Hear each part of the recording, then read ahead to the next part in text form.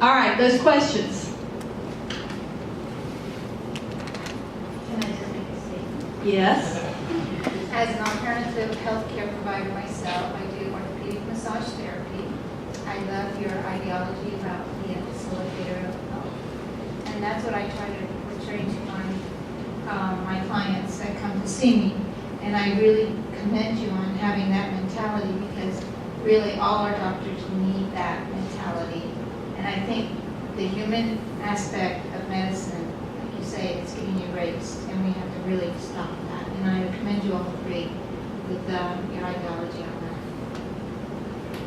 that. All right, I'm going to ask a question. I want to know from the first two gentlemen, are any government agencies hounding you guys for having the practices that you have? There is that guy parking on the black coat. No, they're not. Do you take you don't take insurance, right? So you opted out. So when you had your re-up for Medicaid, Medicare, you just said, nope, not interested, let it slide. Now look, there's a couple things we're dealing with here, okay? The truth of the matter is that by law, we are not allowed to see Medicare and Medicare patients if they have that insurance. Okay, that's what I say to that. That's not, You're not allowed. we're not allowed to, according to the law written by the federal government, that if you have Medicaid and I know about it, that I am fraudulent, and that I can be in trouble for that. I can go to jail for that. I get fined for that. And I can say we've seen Medicare patients come see me, and here's the itemized receipt. Turn it in if you want, and we've got a handful of letters. $3,000 per occurrence fine for every patient you see that tries to turn the payment in. So for $60 visit. Exactly. So, and also there's an occurrence of mishap, which would be $10,000 for what I do. So, the deal is, okay, there's a couple things that are being in play right now. There is a waiver. I don't know if you've seen that, the waiver thing that came around. I don't know how well that'll hold. The deal is look, if me and him are running practice and we're keeping it under a couple million a year, they're going to leave us alone because we're not big fish. They're going to just leave us alone. But if me and him partner together, a few other guys got together, and we're starting to crack in 20, 30 million a year, someone's going to come knocking because they don't want the piece. But the reality is that's the laws they put in play, which are completely unconstitutional. They cannot tell us who we can and cannot see because they've got their leashes in on them. That is completely against our constitutional right to care for people. So they've encroached on that, but that is something we have to deal with. So truthfully, I'm taking a chance because you know what I do for my Medicare patients? If they're $30 visit, you pay for my visit time. Nobody can afford my correction. You know, you can't afford my correction, so I don't even charge you for it. It's an office visit, like $60 an office visit for everybody, but for senior citizens, I meet their copay, $30 a visit. It's the same thing. Their time with me. If you're active military or if you're a full-time student, same thing, $30. I just work with them. I try to help them get through. And I'll tell you to go on with that, as we accept Medicare, Medicaid, if I provide services for free to any other patient in my practice that has not been offered to a Medicare patient, then by definition I'm committing fraud, Medicare fraud. So let's say I have that nice lady I talked about that has no funding, but I've seen her for years, and I see her and I say, you know what, don't pay for this, and walk out the door. I've committed fraud in the eyes of Medicare. Now, I'm waiting that day I put my hand on the Bible in court and have a jury convict me of that. But that's the type of complexities and just asinine regulations that you're dealing with that are fraudulent for trying to provide services for free. And that's what we're up against. You know what I want to know is the story that nobody's talking about right now, which is going to be huge. We're all talking, with the smoke and mirrors have been up. We're all focused on this whole medical Obamacare deal. That's the smoke and mirrors behind the Omero dollar. Okay? The Omero dollar got signed by President Bush, the president of Canada, and also Mexico in 2008. That kicks in 2016, and just weird coincidence, our economy failed 4 months after that was signed, just like Europe. Isn't that something? Before the euro dollar went in, what are we going to do in a fractional banking system that's backed up by no gold? It's all computer numbers that means nothing, right? And what's going to happen when the Omero dollar kicks in 2016? What are we going to do with that? No, Already knows the answer. That was Ron Paul calling him earlier, by the way. No. My question was, Dr. McCarthy, you said that one of the good things was that pre-existing conditions have to be covered. And my question is, if you force an insurance company to cover pre-existing conditions, they're not an insurance company. It doesn't make any sense to me to force someone to pay for a pre-existing condition. How could you possibly, who would pay for it, would be my question. And that's a good question. I think my point is not that who's going to pay for it, how much is it going to cost. It's more that this guy I saw today said, I've got diabetes. I want insurance to cover my car ride on the way home where I have an open femur fracture, but no one will give me insurance. I'll pay double. And he told me, I'll pay triple what my wife is paying, but I don't even have the opportunity to get insurance because I have diabetes. That's all I have.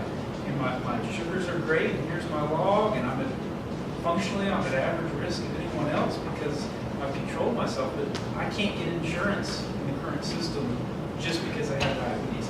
So my point is more that they can't just say, you sir cannot be insured. No, nobody's going to give you insurance.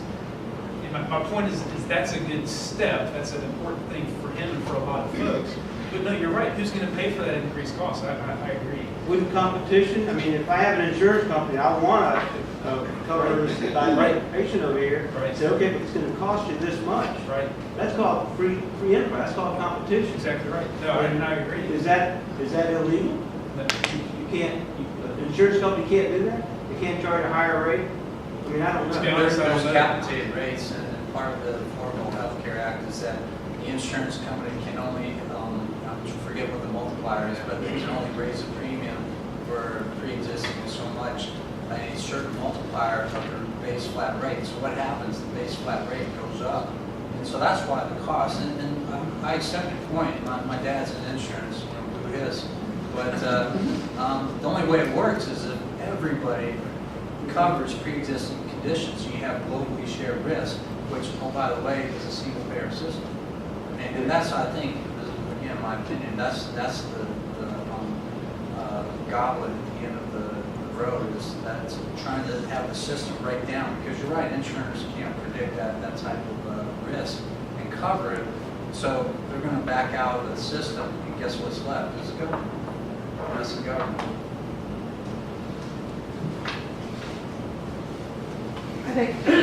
I think one of the things that you were talking about, being frustrated as a doctor.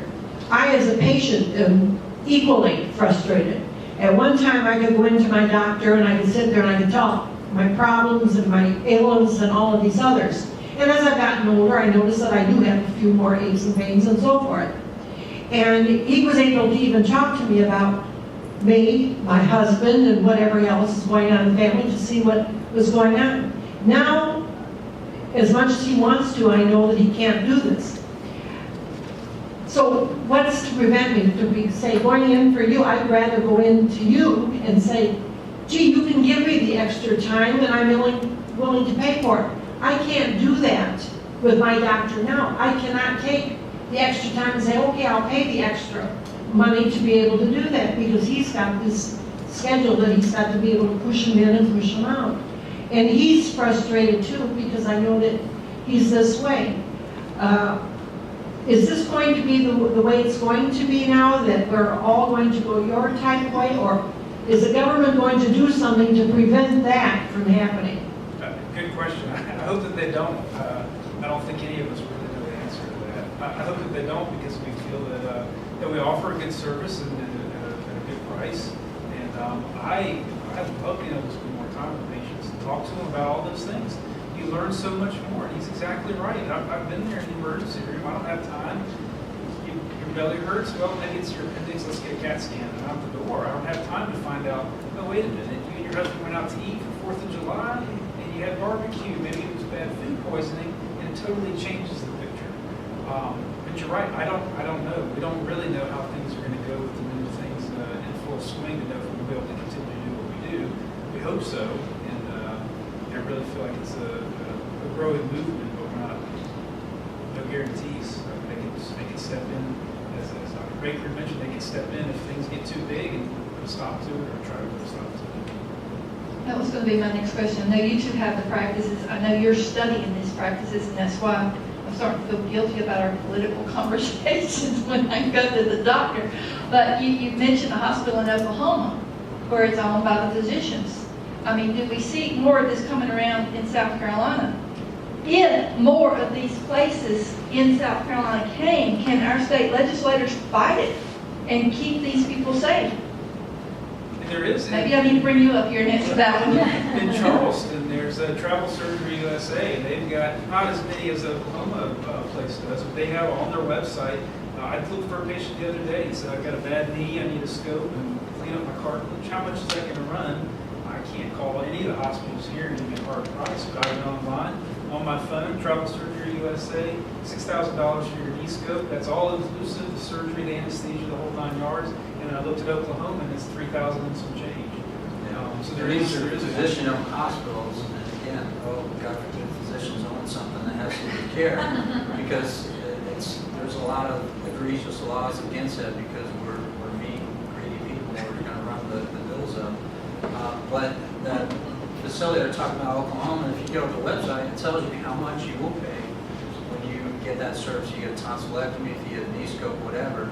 And the reason that they're able to do that is because when you walk in the door, then it's fee for service. You pay for the services, you pay for exactly what you have done, and that's where they can control it.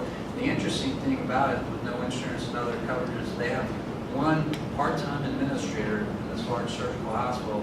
Now, I'm not busting on regional because we practice there and see it, but good Lord, how many administrators do they have there, and how many benefits and salaries and all that are they paying, because they're negotiating all these things. If you break down medicine to its basic requirements, it's actually not that expensive to provide these procedures. But the other part of it, to go back to the immigration reform, is that you're paying for your procedure. There's a gentleman, tell a quick story, that was here legally, 25 years old, broke his leg on a farm accident. Great fella, couldn't speak making English, needed acute health care service. Had the same surgeon, nurses, facility, prosthetic, everything else you or I would have. And the bill was probably about $83,000 to $90,000. Okay, not a dime of it was paid by the patient. And I said, well, because I was consulted as a medical specialist on some other issues. And I said, well, can we not contact immigration? Because I feel that this is wrong. They said, no, you cannot. This is the regional lawyer risk management team, because you're violating, quote unquote, his rights. And I said, well, what about the rights of every other patient that is on this medical facility that's paying for that procedure unbeknownst to them? What about their rights? That's not considered. So that's where, and again, I'm not a big immigration person, and not getting that debate, but it really impacts the amount of money that we spend on healthcare. Because when you pay your insurance premium, when you pay your complicated hospital, doctor's bill, what have you, medication, pharmaceuticals, you're paying for a lot of other people's health care. And you can decide if that's fair or not. That's charitable giving if you decide to, but at this point it's mandated by the insurance and the hospital and the system, and you've got to pay those bills. Oh. I'll be gladly to bash Spartanburg Regional. Daniel was, it took him about 4 hours to see a doctor in the emergency room, and it wasn't even good. Honestly, that's a good time. Yeah. to get in 4 hours. I know, because when I left, because he stayed in the hospital, people were probably waiting 10 to 12 hours at that point to get in and see somebody. But the doctor wanted to rush him out. He wanted just to prescribe him medicine and tell him to go. And he had something really bad going on in his body. If they'd have let him go, I can't imagine what would have happened the next day, or even later on that day with his body. So we're extremely lucky we got him in. But I don't think I'll ever go there again to that emergency room. My father passed away of cancer 2 years ago. He had stage 4, the last stage. So there's absolutely no, from what was going on in his body, there's absolutely no way probably to save his life with anything. And the doctor calls us in and he goes, and I just drove in from Ohio to Kansas because I'd been living in Ohio at the time. And the doctor says, well, I want to do an experimental drug with your dad. Okay. We go in, they give us like a 20-page paper, and it's a chemo pill to take. The last 2 months of his life, they're gonna prescribe him a chemotherapy pill to take. That would have been absolutely horrendous the last few weeks of his life. He'd been, I mean, he's miserable anyway, but it had been miserable on another level and probably ended his life much quicker, I'm guessing. But anyways, I'd done a lot of research on natural cancer treatments. I had a friend in banking. They had moved from California to Ohio to be with his sick mother-in-law who had stage 3 cancer or stage 4 cancer. She refused chemotherapy, and she chewed on apricot seeds, eight of them a day, and she was able to get rid of her cancer. It's not there anymore. And so I didn't believe. Well, I believed him at the time, but I was like, yeah, that's just a miracle. Great, great for you, but I don't think that happens very often. You do more and more research on the internet, and there's tons of evidence that this lateral oil from apricot seeds works on healing people's bodies. Same if you research cannabis oil. They're doing tons of experimentation on it across the world right now. In Europe, in Israel, they're doing experimentation with it. If you research the Gershwin treatment. Oh, my question is, don't we have a moral duty as doctors to tell patients about what else is going on out there, to not go with the tide of what the government is telling us, but to outreach to patients and say there are other ways to treat your body rather than take these medications that can harm your body so much, these natural treatments. I'm on your side. Hemp oil, apricot, whatever it is, most people don't even know what cancer is. They don't understand it. Cancer is just cells that can't replicate themselves over 50%. And why is it? What's the source? What's the problem? Is it a dietary problem? Is it a neurological problem? I mean, by the time you got the cancer, you call it cancer, okay, it's already manifested itself. What we hope to do is stop it in its tracks, get the healing process going again before it metastasizes throughout the body. That's really what we're trying to do. So, is the medicine healing people? If it did, then we can give it to dead people and they come back to life. It doesn't. It slows and changes. It attacks. It kills. What it's doing is what we're doing is we're saying, okay, we're smarter than the immune system. We're smarter than God. We can figure this out. We're going to go in here and we're going to make these changes. Instead of taking the time to attack something that already exists, why don't we figure out what's causing it, and then remove that and allow it to heal. That makes more sense to me. Of course, that's what I focused on. But then again, these other alternative treatments, I don't know anything about hemp oil. I've never even heard about apricot oil, but you know what? If you had me chew little pellets that came out of the back of a goat, you're going to get rid of my cancer. I'm not doing this. Whatever's going to help me to be healthier, right? I mean, that's really the big picture, is to allow the body to express itself 100%. We are all eating wrong. You're lied to from the very beginning. They tell you that you can drink milk and that'll give you strong bones. Well, we know lactose actually depletes the body of calcium. It's an absolute lie. You've been lied to since the moment you were born about the way you should take care of your body. If you would just learn to eat correctly, eat fresh vegetables, grow them yourself, because we're destroying the land here. We're not growing them properly. If you just slept right, okay, which is right for you, not for everyone. You don't fit in this little box all the time. And if you exercise, we're not meant to sit on our butt every day. We need to be out moving and getting around. If people did those 3 things, how small would the patients be in their office? Seriously, if people just took care of themselves.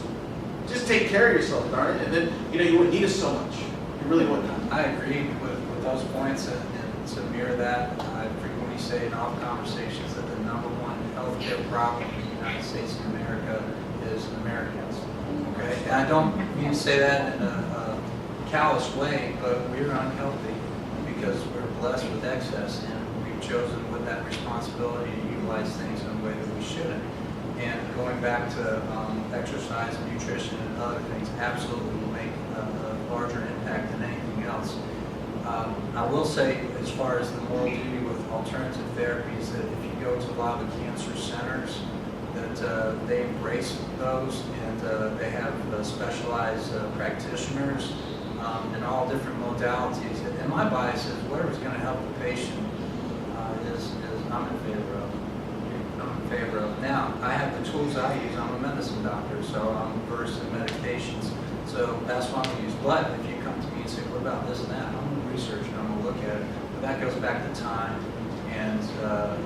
But most of these are illegal for you to even allow somebody to use. The lateral. It's not illegal.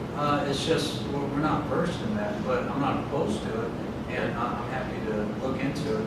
You're seeing a surge in compounding pharmacies and other alternative resources coming across because of the frustration with the people in traditional services. And I embrace it. I think that's fine. And if I can be a resource for that, then that's wonderful. I'm not opposed to that at all. It comes back to research too, guys, okay?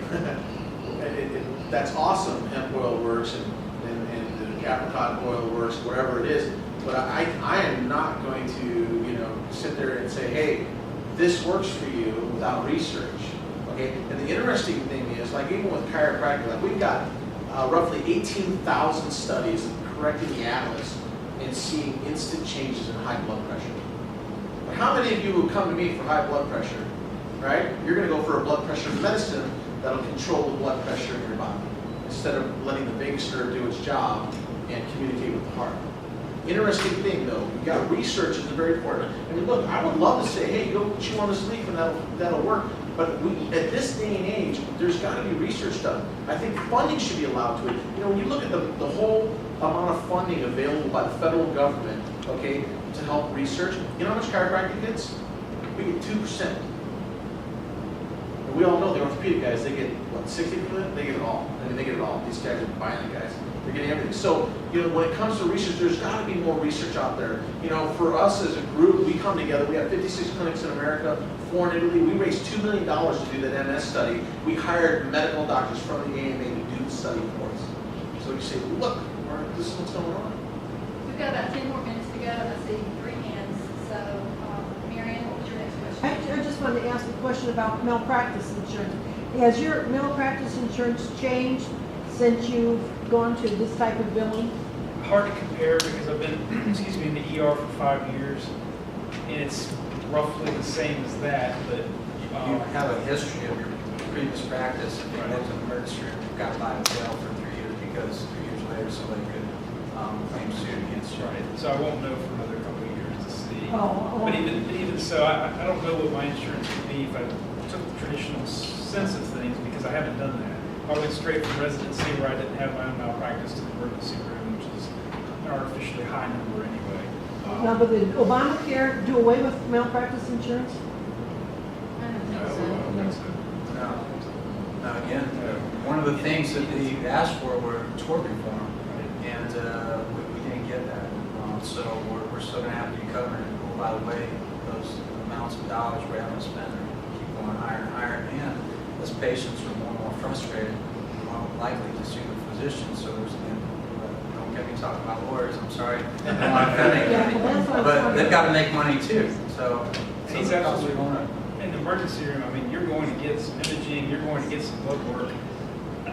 You're just going to. I'll be the first to admit I overdo things there because I only get to see you for 5 or 10 minutes, and you get to walk out. I'm already getting to see the sick people by definition because you're there, so I feel like I need to do some things to cover my backside when you go home and get hurt. So there's a huge extra cost in healthcare just because of that. I can tell you, I overdo things in the ER. In the office, it's not as bad because I can spend time again to say, oh, your stomach hurts, maybe it's not your appendix, it's the bad food. I can spend that time in an emergency room and the CBC, metabolic panel urine, and then a CAT scan, $10,000 right off the bat. One of the things that we've seen with the European healthcare system was rationing. They don't want to admit that, but if you do any kind of research and look at newspapers in Europe, you will see that there are articles that tell us that. Is that not something that we're going to be facing for We're already long here? You're already doing it? Absolutely. How are you already doing it? Medication choices, access to scanners, decreased access to providers. So the rationing is already occurring. It just hasn't come to the extent that maybe you're fearing, but we're already in rational healthcare. So in what I do, we're in abundance care. There's no rationing for what I do at all. The only thing that would be rationing is because there's only probably 50 docs in the world that do what I do. There's 250 that do under the umbrella of what I do, and 1,500 in the entire world that do under-cervical care. We're such a small group of docs that I've been in practice a little over a year. I've already outgrew my first clinic, had to build one 3 times as large, in which I was able to pay cash for, which was nice, and kept all my costs down. And then from there, I'm already at half mass. We're seeing over 100 patients a day, and which by the time we get to 200 a day, you'll have to either be born in or be married in. That's the only way you get into my practice. And that's what happens, and that's within 2 years of graduation because of what we do. You know, we need more and more doctors out there that do what we do. So if any of you are considering a career change, we really can use you out there. There's an abundance. There's just no competition.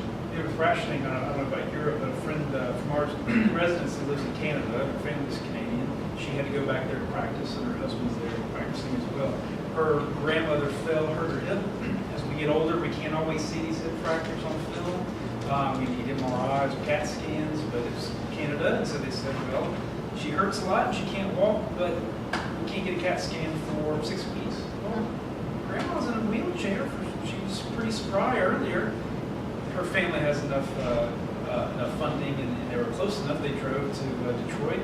Her dad handed them a credit card. She got a CAT scan or an MRI, showed the fracture. They drove back to Canada. Here's the disc. Now fix it. They fixed it.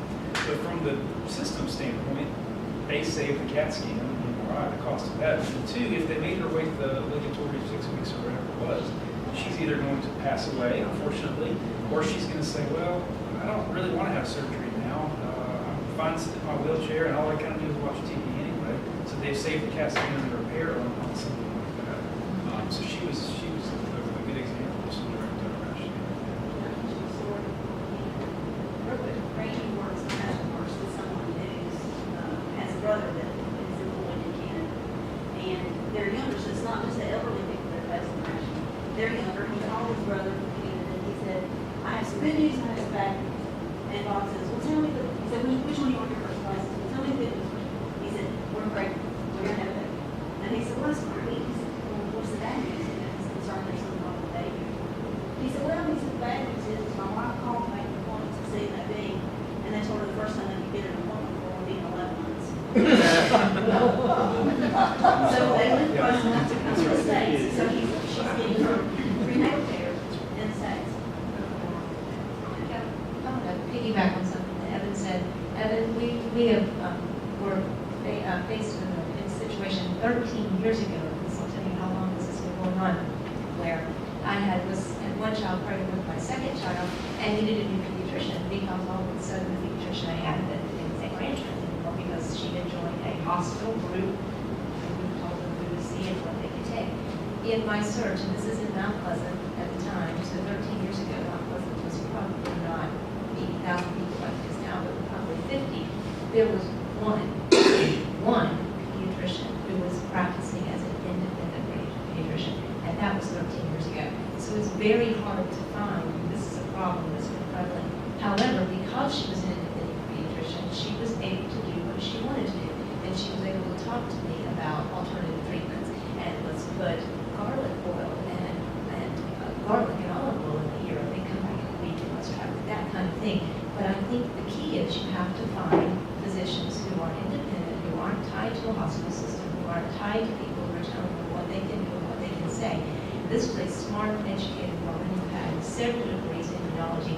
Her husband is Dr. Kent, who's over the eye center at USC. And this was a woman that was very against the overuse of antibiotics, all of these things, very alternative, but yet had a medical background to back it up. So I think it takes some time and some effort and a lot of searching to find someone who was not tied to a system, so to speak.